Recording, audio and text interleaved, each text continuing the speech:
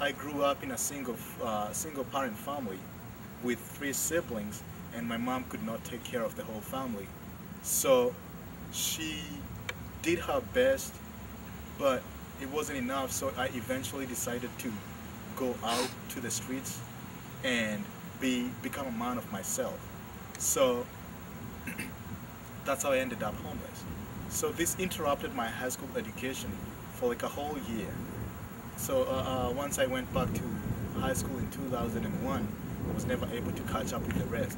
So after graduating in 2002, I met 3 other young men back in Nairobi, Kenya, and we came up with an idea of starting an orphanage that will help street children, homeless children who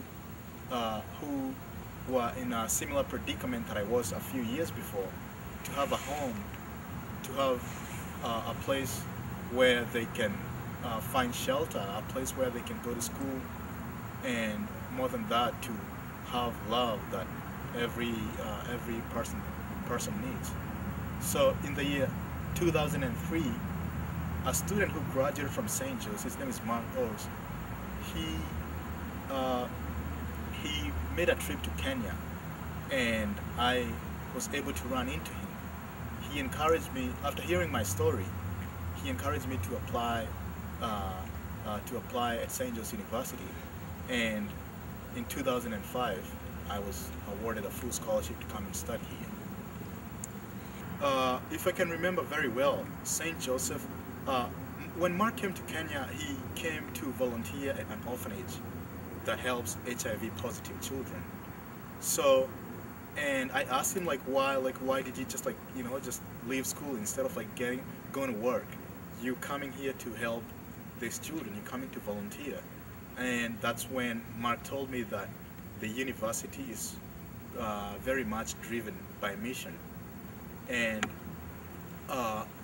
he, being a student leader, he used to be the student union board president at St. Joe's.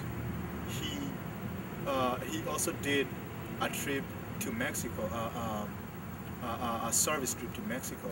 So these are the things that he highlighted to have shaped that person that he was, or that he still is right now.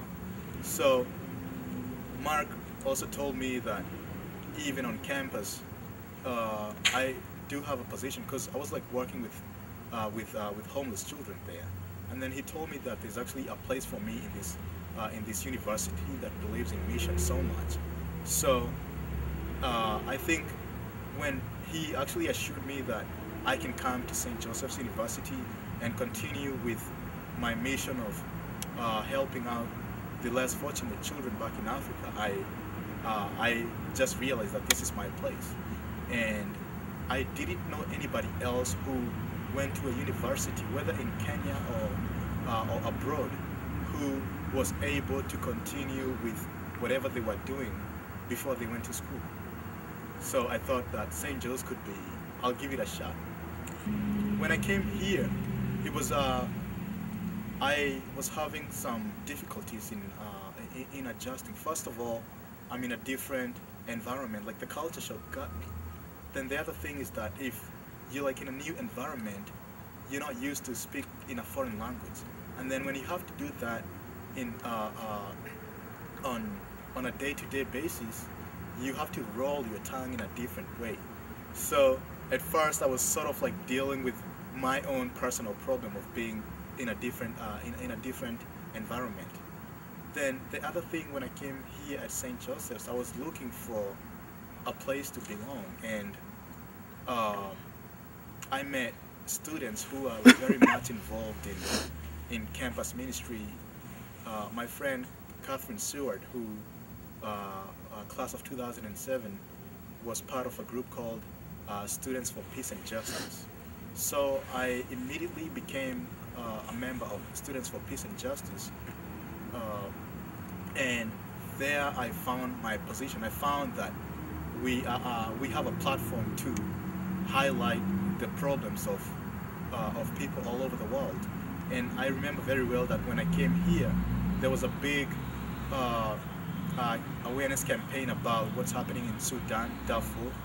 So I became part of that, and I worked from there.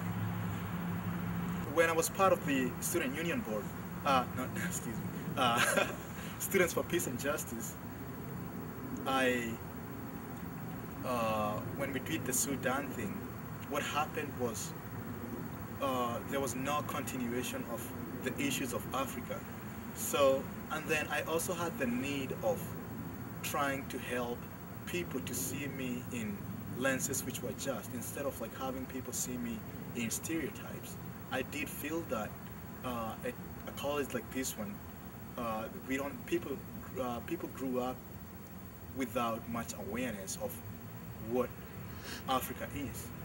So I did that to spread the awareness so that people can see me in much more in better lenses about where I come from.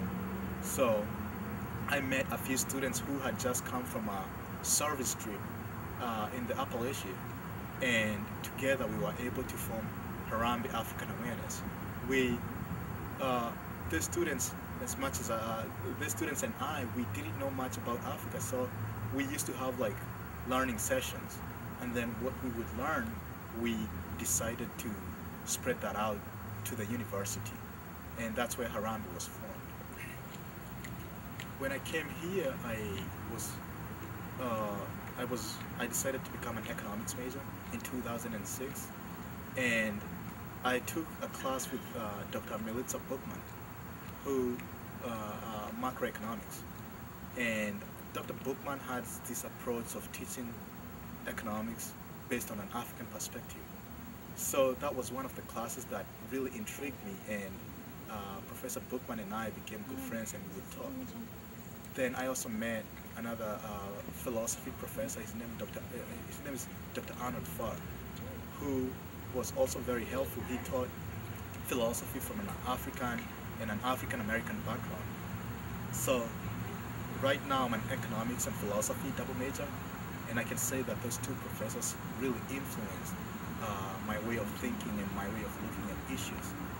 And I can say that everywhere, especially among staff members all over St. Joe's, I have never, like, in my endeavor of helping out the children from back home, in my endeavor of like spreading African awareness on campus, every door that I knock on at any department, I get support from everybody. So I can say that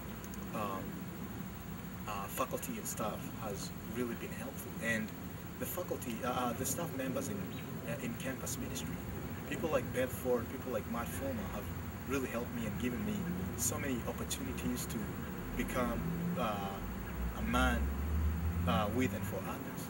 So I can say it's been an awesome experience, both in the classroom and outside the classroom. It's been a great experience. I can say that it's the quality education that I will take back from the school after I leave here. So